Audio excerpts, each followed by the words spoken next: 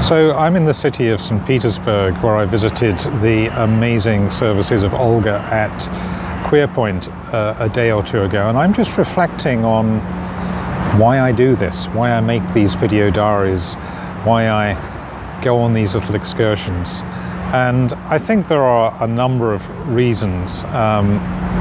One is that actually the video itself, the way of creating a little diary, is a wonderful reminder of this rare experience, as it is fairly rare for myself to come out as Anja or Chloe, and serves as a little focus after the event for thinking about the experience again, and in a way reliving that, enjoying it as it were again, and reflecting on it.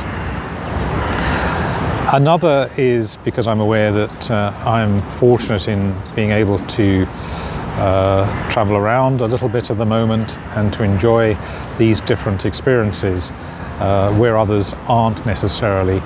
So if I can share something where others can actually see a little bit behind the scenes and be with me vicariously, as it were, then that can be also a benefit.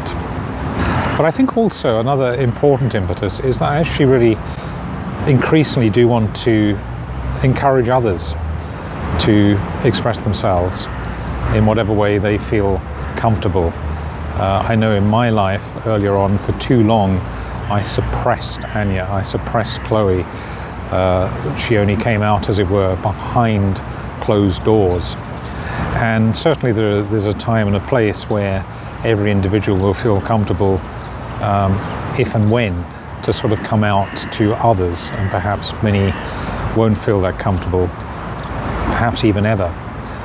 But certainly to be able to explore a little bit without fear is something which I found has been really liberating. So it's something I really want to encourage you if you're in that situation where you're afraid of going to a service like Queerpoint, if you're afraid about stepping out in public, which of course you don't have to do if you go to such places either, especially initially.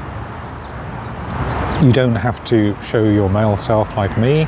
It's very unlikely that others would recognize you, because the work of the likes of Olga is so good that you will be virtually unrecognizable even to your nearest and dearest.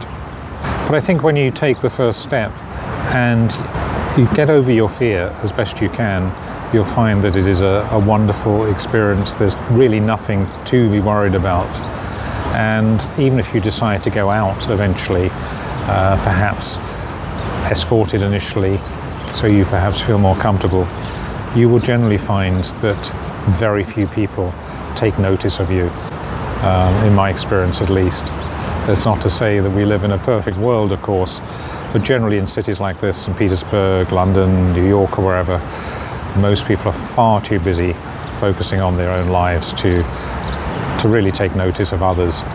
And even those that do often will just raise a smile.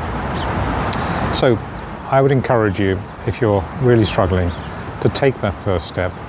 You really won't regret it.